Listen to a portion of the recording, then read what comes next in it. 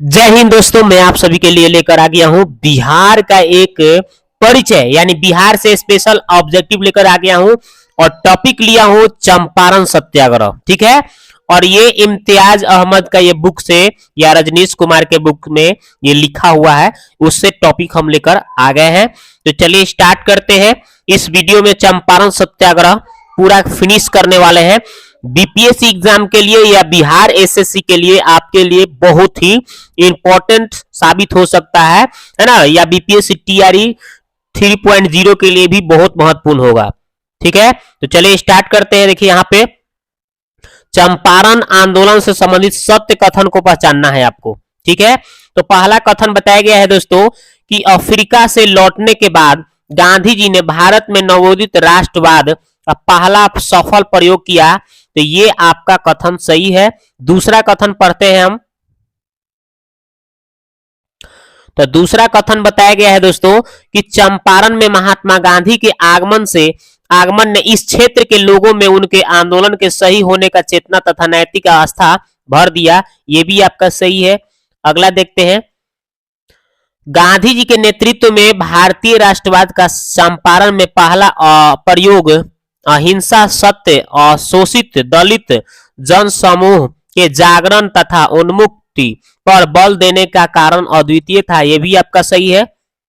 और चौथा देखिए लिखा हुआ है कि भारत के राष्ट्रपिता ने सर्वप्रथम आर्थिक विषमताओं को दूर कर समाज के शुद्धिकरण पर बल दिया था। तो ये भी आपका सही है, यानी कि 1 2 3 4 सब का सब सही है। ऑप्शन नंबर सी इसका आंसर हो गया। अगला सवाल देखते हैं दोस्तों। अगला सवाल देखिए क्या बताया गया है। तो अगला सवाल बताया गया है कि चंपारण में जो कुछ हुआ मेरी आशा के रूप में, मेरी आशा के अनुरूप सारे देश में विराट पैमाने पर उसकी पुनरावृत्ति की गई। चंपारण नीलहो साहबों गोरे भूमिपतियों ने मुक्त हुआ। भारत आज विदेशी राज से मुक्त है। यह कथन किसका है? तो भाई राजेंद्र प्रसाद के हैं। ठीक है, राजेंद्र प्रसाद ने 1949 ईस्वी में कहा था। अगला क्वेश्चन है कि श्री शुक्ल बिहार के हजारों लोगों पर से नील के कलंक को धो देने का कृत संकल्प थे। ये कथन किनका है भाई? तो ये महात्मा गांधी का कथन है। अगला क्वेश्चन देखते हैं। 3 हो गया। अब नंबर 4 देखते हैं। ये देखिए 4 नंबर क्वेश्चन है कि महात्मा गांधी के चंपारण आगमन के समय तिरहुत प्रमंडल के आयुक्त थे। कौन थे भाई? तो एल.एम. मोरसंड। ठीक है। अगला क्वेश्चन है भारत में जब तक गांव के लोगों की दशा में सुधार नहीं होता तब तक सच्चा स्वराज नहीं हो सकता। यह कथन है किनका कथन है भाई? तो महात्मा गांधी जी का है। थोड़ा सा इनके बारे में चर्चा है। 14 अप्रैल 1917 को महात्मा गांधी ने चंपारण के एक गांव से लौटते हुए यह कथन कहा था। अगला क्वेश्चन है कि चंपारण में 3 कठिया पद्धति के अंतर्गत लंबी अवधि तक नील उपजाना पड़ता था। वह अवधि कितनी थी? वह अवधि होती थी कितना दिन? तो 20 से 25 या 30 वर्ष का। अगला क्वेश्चन है हिंदू पैट्रियट के किस संपादक ने नील पीड़ित किसानों का पक्ष लिया था? तो ये हरिश्चंद्र मुखर्जी। अगला क्वेश्चन है बिहार में कब नील रैयतों का विद्रोह हुआ था? तो ये आपका 1907 से 1908 ईस्वी में। चलिए इनके बारे में थोड़ा सा पढ़ते हैं। साठी, कोठी, पारसा, मलहिया, बेतिया और कुदिया में के रैयतों ने शेख गुलाम और शीतल राज के नेतृत्व में नील उपजाना बंद कर दिया। अगला है नील उत्पादन के विरोध करने पर शीतल राय राधुमल को गिरफ्तार किया गया 26 अक्टूबर 1908 को। अगला क्वेश्चन है किस ब्रिटिश अधिकारी ने अपनी जांच रिपोर्ट रैयतों के पक्ष में दी? तो ये है W.R. गोरले। अगला है लेफ्टिनेंट गवर्नर एडवर्ड बेकर ने पटना नीलहो का सम्मेलन बुलाया कब भाई? तो 1909 से 10 में। अगला क्वेश्चन देखते हैं। 11 हो गया। अब 12 नंबर देखते हैं। तो ये देखिए 12 नंबर क्वेश्चन बोला है कि 3 अप्रैल 1915 को बिहार प्रांतीय सम्मेलन के 7वें अधिवेशन में कहां अध्यक्ष पद से भाषण देते हुए नील पलांटरों और रैयतों के मध्य विषम संबंधों का उल्लेख किया? तो इसका आंसर होगा छपरा। अगला क्वेश्चन है, किस समाचार पत्र ने चंपारण के दुर्दशा पर निबंध प्रकाशित किया? तो इसका आंसर हो जाएगा आपका आपका हिंद केसरी, अमृत बाजार पत्रिका, भारत माता, ये सब हो जाएंगे। अभ्युदय अभ्युदय हितवार्ता तथा मिथिला मिहिर ने भी रैयतों का दुर्दशा का जिक्र किया है। अगला है कि किस समाचार पत्र ने चंपारण में नीलहो और द्वारा रैयतों के अत्याचार पर लगातार निबंध प्रकाशित किया? तो इसका आंसर होगा प्रताप। अगला क्वेश्चन है कि नीलहो के अत्याचारों से संबंधित कौन सी बात सत्य है? तो ये आपका प्रार्थना पुस्तिका में नीलहो के अत्याचार का उल्लेख है। बिहार के संपादक श्री महेश्वर प्रसाद ने नीलहे साहब और रैयत शीर्षक से निबंध लिखा, ये भी सही है। और स्टेट्समैन में श्री ब्लैक शिप का निबंध, ये भी सही है, यानी उपयुक्त सभी हो जाएगा। अगला क्वेश्चन है आपका कि भारतीय राष्ट्रीय कांग्रेस के किस अधिवेशन में पटना विश्वविद्यालय विधेयक चंपारण के नीलहो और रैयतों के संबंध में प्रस्ताव पेश किया गया और गांधी जी को श्री शुक्ल ने चंपारण आने का आमंत्रण दिया था? तो ये होगा लखनऊ अधिवेशन 1916। अगला क्वेश्चन, ये इसमें देखिए लखनऊ अधिवेशन कांग्रेस का 31वां अधिवेशन था उसमें। अगला क्वेश्चन है, श्री जेबी कृपलानी चंपारण आंदोलन के समय किस कॉलेज के प्राध्यापक थे? तो आपका हो जाएगा भूमिहार ब्राह्मण कॉलेज मुजफ्फरपुर। ये भी थोड़ा सा चर्चा लिखा हुआ है, चंपारण आंदोलन के दौरान कॉलेज से बर्खास्त कर दिया गया था उनको। आगे देखते हैं, यहाँ पे हो गया आपका 17। अब 18 देखते हैं। 18 देखिए, 18 नंबर बोल रहा है कि मोतिहारी के मजिस्ट्रेट ने भारतीय दंड संहिता के किस धारा के अंतर्गत अभियोग चलाने की सूचना गांधी जी को दी थी? तो इसका होगा धारा 108। अगला क्वेश्चन है, भारत में पहली बार गांधी जी किस दिन जेल जाने की तैयार हो रहे थे? तो इसका आंसर होगा 18 अप्रैल 1917। थोड़ा सा इसकी चर्चा है, इसी दिन संपूर्ण भारतवर्ष को सत्याग्रह का पहला गांठ गांधी जी से मिला और उन्होंने सविनय अवज्ञा का प्रयोग किया। अगला क्वेश्चन है, चंपारण आंदोलन के दौरान जेल जाने की स्थिति में दौरान आंदोलन का नेतृत्व किन्हें करना था? तो इसका होगा मजहरुल हक एवं ब्रजकिशोर प्रसाद को। अगला है कि निम्न में से कौन सा अंग्रेज चंपारण आंदोलन और गांधी जी का समर्थक था? तो इसका आंसर होगा CF एंड्रयूज। इसका देखते हैं, थोड़ा सा डिस्कशन है।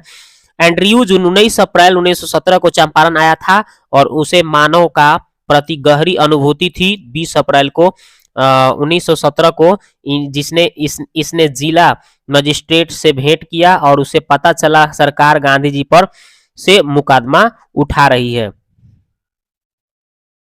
महात्मा गांधी जी राजकुमार शुक्ल के गांव मुरली भरहवा कब पहुंचे? तो इसका आंसर होगा 27 अप्रैल 1917।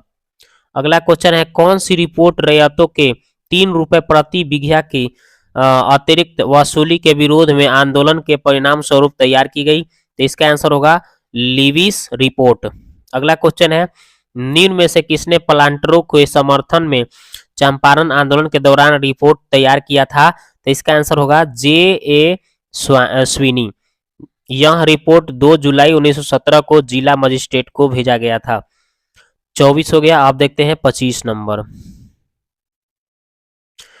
तो देखिए यहाँ 25 नंबर क्वेश्चन बोला गया है कि किस समाचार दैनिक में चंपारण आंदोलन के मध्य यह प्रकाशित हुआ, मेरी आशा के अनुरूप चंपारण में गांधी जी के काम में स्थानीय गोरे नीलहे साहबों ने बाधा डालना शुरू कर दिया? तो इसका आंसर होगा दोस्तों भारत मित्र। 13 मई 1917 को यह प्रकाशित हुआ था भारत मित्र। अगला क्वेश्चन है कि गांधी जी ने 28 मई 1917 को श्री इरविन को लिखे पत्र में किसका नाम लेकर उसके शोषण पर जिक्र किया है था? तो इसका आंसर होगा हीरामन लोहार। अगला है कि निम्न में से कौन चंपारण आंदोलन से संबंधित है? इसका आंसर होगा बाबू शिवानंदन राय। अगला क्वेश्चन है कि अंग्रेजों द्वारा जब्त चंपारण की प्रजा पर अत्याचार पुस्तिका किसके द्वारा लिखी गई थी? तो इसका आंसर होगा पीर मोहम्मद। पीर मोहम्मद कानपुर के प्रताप के लिए निबंध भेजते थे। अगला क्वेश्चन है चंपारण में कृषि की स्थिति के जांच के लिए नियुक्त जांच समिति के अध्यक्ष थे, तो कौन थे?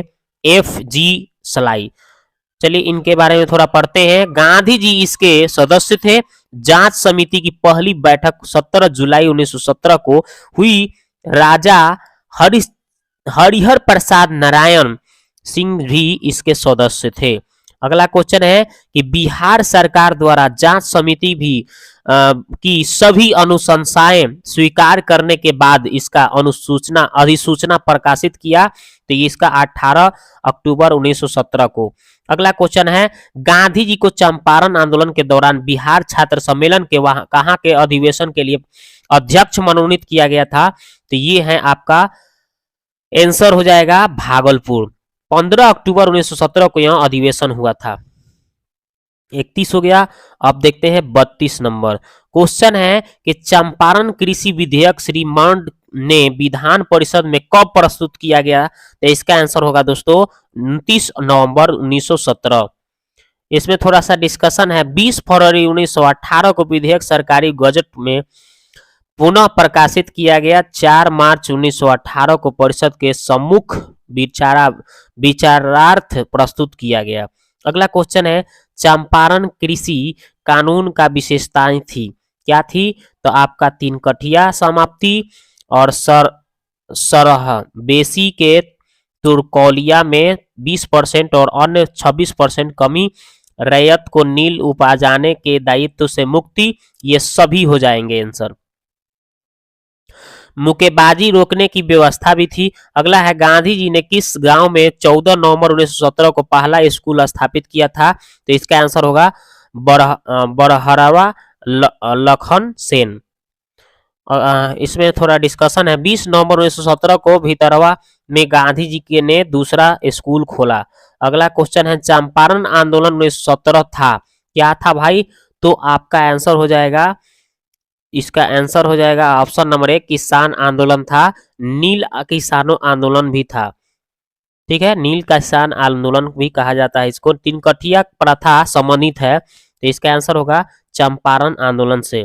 अब थोड़ा सा इसके बारे में डिस्कस करते हैं। अंग्रेज बागान मालिकों ने किसानों से एक अनुबंध 19वीं सदी के शुरुआत में ही करा लिया था, जिसके अंतर्गत किसानों की अपनी जमीन प्रति बीघे पर 3 कट्ठे नील की खेती करनी अनिवार्य थी। इसे 3 कठिया प्रथा भी कहा जाता है। चंपारण आंदोलन का नेतृत्व किसने किया था? तब महात्मा गांधी ने किया था। अगला क्वेश्चन है कि गांधी जी चंपारण के किसके बुलावे पर गए थे? तो ये राजकुमार शुक्ल के।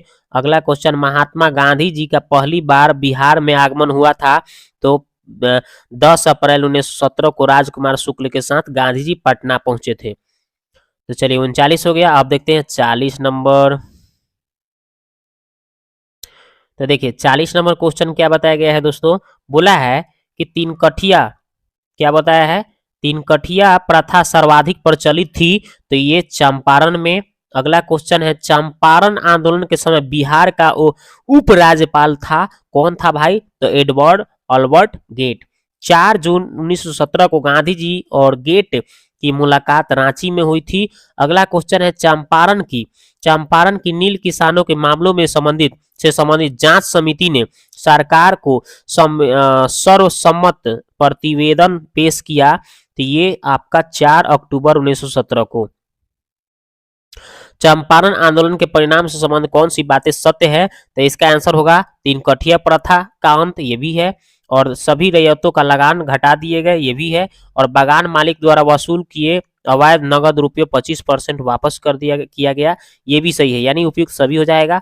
अगला क्वेश्चन है कि चंपारण आंदोलन की समाप्ति उपरांत गांधी जी ने किसे अपने मोतिहारी के कार्यालय का कार्यभार सौंप कर वापस लौट गए? तो इसका आंसर होगा जनकधारी प्रसाद को। अगला है कि भारत में महात्मा गांधी ने सर्वप्रथम किस आंदोलन में भाग लिया? तो इसका आंसर होगा चंपारण आंदोलन। अगला क्वेश्चन है गांधी जी ने सर्वप्रथम किस किसान आंदोलन में भाग लिया था? तो इसका आंसर होगा आपका चंपारण आंदोलन। अगला क्वेश्चन है बिहार के किस नेता ने महात्मा गांधी के साथ किसान आंदोलन का नेतृत्व किया? तो आपका राजकुमार शुक्ल। अगला क्वेश्चन है चंपारण आंदोलन से कौन सा संबंधित नहीं है? तो इसका आंसर होगा जयप्रकाश नारायण। इनसे ये जो है इससे संबंधित चंपारण आंदोलन से नहीं है। अब देखते हैं अगला सवाल। अगला सवाल है कि गांधी जी ने किस जिले के किसानों के दुख दूर करने के लिए सत्याग्रह किया था? तो इसका आंसर होगा चंपारण। अगला क्वेश्चन है चंपारण प्रसिद्ध है एक आंदोलन के कारण जिसका संबंध था किससे भाई? तो महात्मा गांधी से। अगला क्वेश्चन है कि चंपारण सत्याग्रह के दौरान गांधी जी पर मुकदमा चलाया गया, तो इसका आंसर होगा मोतिहारी में। अगला क्वेश्चन है गांधी जी का चंपारण आंदोलन किस लिए था? तो इसका आंसर होगा नील की खेती करने के वालों की समस्या समाधान के लिए। अगला क्वेश्चन है कि गांधी जी द्वारा चलाए गए सफल सत्याग्रह के कौन सा स्थान जुड़ा हुआ था? तो इसका आंसर होगा चंपारण। महात्मा गांधी द्वारा चंपारण सत्याग्रह प्रारंभ हुआ था, तो इसका आंसर होगा 1917 ईस्वी में। अगला क्वेश्चन है गांधी जी ने भारतीय राजनीति में प्रवेश किया, तो कब? चंपारण आंदोलन से। अगला क्वेश्चन है चंपारण में गांधी जी का आमंत्रण किसने दिया था? तो इसका आंसर होगा राजकुमार शुक्ल। अगला क्वेश्चन है किसने यूरोपियन नील बागान मालिकों द्वारा किसानों को शोषण की तरफ गांधी जी का ध्यान आकर्षित किया? तो इसका आंसर होगा राजकुमार शुक्ल। अब देखते हैं अगला सवाल 58 नंबर क्या है। ये देखिए अगला क्वेश्चन है बिहार के कौन से स्थान से गांधी जी ने अपना प्रथम सत्याग्रह किया था? तो चंपारण से। अगला क्वेश्चन है निम्न में से कौन सा भारत के में गांधी जी का प्रथम सत्याग्रह आंदोलन था? उसमें उन्होंने सविनय अवज्ञा का प्रयोग किया था? तो चंपारण।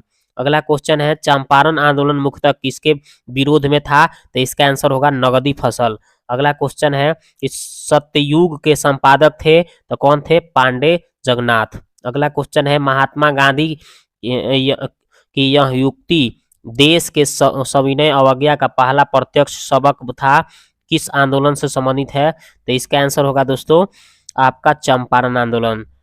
अब थोड़ा सा डिस्कशन है, इसको देखते हैं। 21 अप्रैल 1917 को मोतिहारी चंपारण के कलेक्टर ने सूचित किया कि गांधी जी पर से मुकदमा उठा लेने का आदेश दिया गया और वे प्रस्तावित जांच के स्वतंत्र हैं और वे अधिकारियों से जो भी सहायता वे चाहें ले सकते थे। गांधी जी ने इस बारे में लिखा है कि देश को सविनय अवज्ञा का यह पहला प्रत्यक्ष सबक था। उस समय मोतिहारी के कलेक्टर हाईकॉक थे। अगला क्वेश्चन है महात्मा गांधी चंपारण आंदोलन के क्रम में बेतिया कब पहुंचे थे? तो इसका आंसर होगा 22 अप्रैल 1917। अगला क्वेश्चन है वायसराय के एग्जीक्यूटिव काउंसिल के किस उपाध्यक्ष एवं सदस्य से 10 मई 1917 को गांधी जी से मुलाकात हुई? तो इसका आंसर होगा विलियम मॉन्ड। चलिए तो इसमें देख लीजिए श्री मॉन्ड ने बल दिया कि गांधी जी के वकील के सहकर्मी को चंपारण से हटा दिया जाए और मॉन्ड के संकेतानुसार गांधी जी ने एक आरंभिक रिपोर्ट 13 मई 1917 को बिहार उड़ीसा सरकार के मुख्य सचिव को भेजा। अगला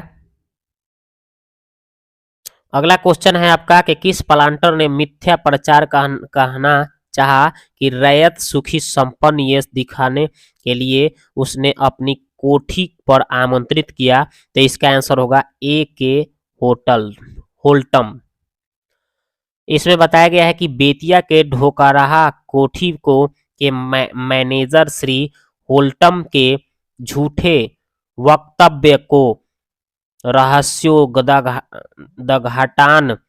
गांधी जी ने किया था। अगला है चंपारण सत्याग्रह के दौरान प्लांटरों का समर्थक था किसका भाई, तो पायनियर। कहाँ के नगरपालिका के मोती मेहतारों ने गांधी जी से अपना वेतन बढ़वाने के सहायता देने का अनुरोध किया, छपरा। अगला है कि 8 नवंबर 1917 को गांधी जी के समाज सेवा के लिए कहां से सुसंस्कृत महिलाओं एवं पुरुषों को चंपारण से लेकर आए थे, तो इसका आंसर होगा महाराष्ट्र और गुजरात।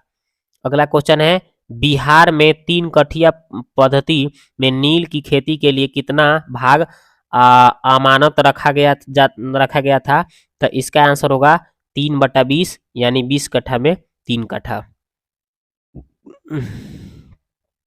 निम्न में से कौन सा भारत में गांधी जी का प्रथम सत्याग्रह आंदोलन था जिसमें उन्होंने सविनय अवज्ञा का प्रयोग किया था, तो चंपारण। अगला क्वेश्चन है किसने चंपारण सत्याग्रह के दौरान बिहार में गांधी जी का जान बचाई थी, तो इसका आंसर होगा बतख मियां। तो ये देखिए हमने इसमें जितना चंपारण सत्याग्रह से क्वेश्चन था मैंने टोटल टॉपिक कंप्लीट किया। दोस्तों वीडियो कैसा लगा आप जाके कमेंट्स में प्यारा सा कमेंट करें। मिलते हैं नेक्स्ट वीडियो में, ठीक है।